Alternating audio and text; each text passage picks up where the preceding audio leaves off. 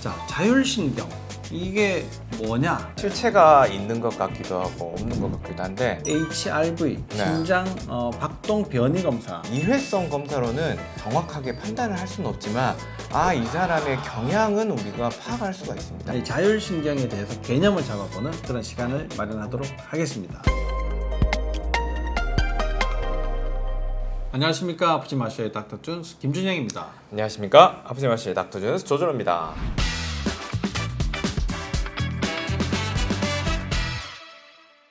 저희들이 이게 다른 곳과 좀 다르게 네. 특이한 치료를 한다. 그러면서 이제 맨날 설명을 해드리는 게 자율신경 기능의학적 치료를 한다. 이렇게 설명을 네. 드리고 있는데 이게 이제 자율신경이라는 것이 사실 한의원에서 굉장히 이제 얘기를 많이 하는 부분들인데 이게 자율신경이라는 게 과연 뭔가? 이 한의원에서는 사실 굉장히 좀 뭐랄까 기를 설명한다든지 네. 그러니까 좀 이게 이 개념 잡기가 조금 어려웠는데 이 자율신경에 대해서 개념을 잡아보는 그런 시간을 마련하도록 하겠습니다.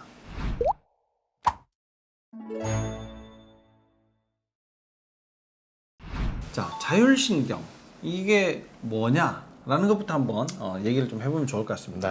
네. 자율신경 참 어렵죠. 그렇죠. 네, 실체가 있는 것 같기도 하고 없는 것 같기도 한데 한번 생각 한번 해보세요. 자, 심장을 5번만 더 뛰게 만들어 보세요. 되십니까? 안 되죠. 안 되죠. 네. 시간을 좀 기다리면 되죠. 5번 네. 때까지. 남성 호르몬 좀 쏟아지게 한번 해보십시오. 안 되죠. 네. 조금 손을 따뜻하게 좀 만들어 볼까요? 안 됩니다. 결국 우리가 신경 하면 이제 상식적으로는 뭐 디스크가 있냐, 뭐 협착증이 있냐 해가지고 아프고 쑤시고 저리고 이런 것만 좀 생각하기가 쉽거든요. 네. 근데 그 똑같은 신경 회로를 운동신경도 공유를 하고 있습니다.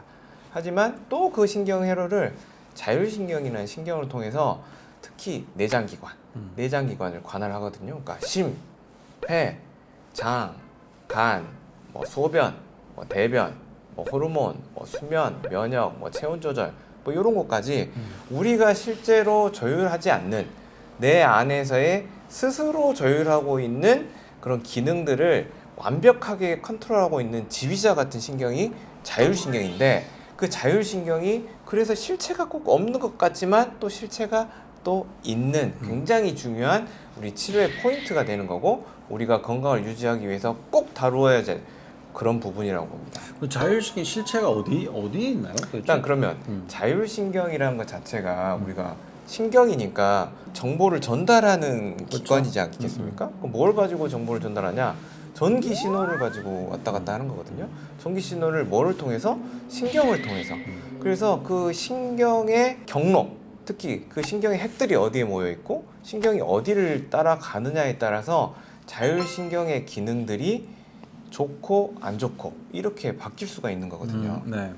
그러니까 이 중간에 신경이 이제 변질될 수 있는 네. 이게 이제 뭐 운동신경과 감각신경이 뭐 어떻게 되고 막 이런 이제 복잡한 네. 걸 떠나서 자율신경이라고 하는 게 등 흉추 네. 척추에 감싸져 있지 않습니까? 네. 근데 이게 흉추라는 것이 위로는 목의 영향을 받고 네. 아래로는 허리의 영향을 받고 또 골반의 영향을 받으니까 이 전체가 다 같이 네. 어떤 상태에 있느냐가 굉장히 이제 중요한데 그러면 그런 건 엑스레이 사진을 찍으면 될 것 같고 네. 그래도 우리가 또 자율신경 검사라고 해보는 검사가 있지 않습니까? 네, 네. 뭐 심장의 박동이 어떻게 바뀌는가에 네, 네. 따라서 이제 또 측정을 해보는 검사가 있는데 HRV 네. 심장 박동 변이 검사라고 이제 하는데요. HRV는 그럼 어떤 검사인가요? 일단 이제 심박동을 통해서 보는 건데 자, 심박동이 뭐 때문에 바뀌냐? 우리 몸의 모든 정보의 합들이 심박동을 변화를 시키는 거거든요. 그래서 무엇을 이용하는 검사냐? 실은 호흡과 우리 심장의 박동의 변이를 보는 거예요. 자, 우리가 심장이 지금 가만히 내가 숨을 쉴 때 똑같은 박동을 할 것 같지만 전혀 아닙니다. 우리가 숨을 이렇게 들이쉬면 심장 박동은 미세하게 빨라집니다. 우리가 숨을 내쉴 때는 심장 박동이 미세하게 느려집니다. 그래서 이 호흡을 하는 동안의 심장 박동의 변이가 얼마나 다양하게 변하느냐를 보는 검사가 이제 심박 변이 검사입니다. 제가 지금 설명하실 때 숨 들이마시고 내뱉고 해봤는데 잘 못 느끼겠더라고요. 네. 그런 정도의 미세한 것을 네. 측정을 한다라는 거군요. 그러면 자율신경 검사가 물론 뭐 저희들도 하지만 한의원에서도 지금 이제 검사들을 하고 하는데 그런 검사들의 정확도가 어느 정도 되는가? 이게 문제가 있으면 진짜 자율신경에 문제가 있다라고 얘기를 할 수 있는가? 일단 이제 개인적인 경험으로는 이제 환자분들을 저희 같은 경우에는 치료하기 전, 치료 후 이렇게 나누어서 검사를 해보면 자율신경계 검사들의 변이 정도들이 변하는 경우들이 굉장히 있습니다. 네. 그래서 일회성 검사로는 그것들을 정확하게 판단을 할 수는 없지만 이 사람의 경향은 우리가 파악할 수가 있습니다.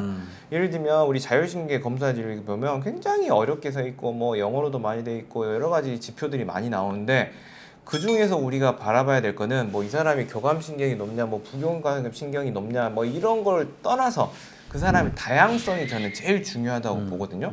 예를 들면 이렇게 밀면 조금만 이동해도 되고 저렇게 세게 밀면 세게 이동해야 되는 이런 다양성 지표들이 가장 중요한데 대부분의 우리 만성 질환들, 특히 이상한 질환들 우리가 이해되지 않고 또 뭐 암 질환처럼 만성적으로 우리가 해결되지 않는 질환들을 보면 다양성이 다 사라지고 한 곳에 이렇게 그래프들이 뭉쳐 있는 경우들이 굉장히 많거든요.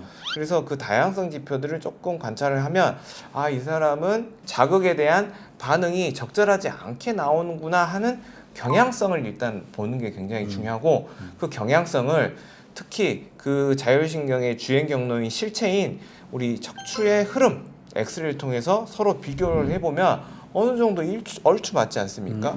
그렇게 되면서 그 변화를 이 검사의 재검을 통해서 변화를 보면 이 사람들이 또 얼마나 좋아지고 있구나, 여기서는 좀 어려움을 겪고 있구나 이렇게 파악해보는 이런 보조 지표로서는 굉장히 좋은 검사라고 봅니다.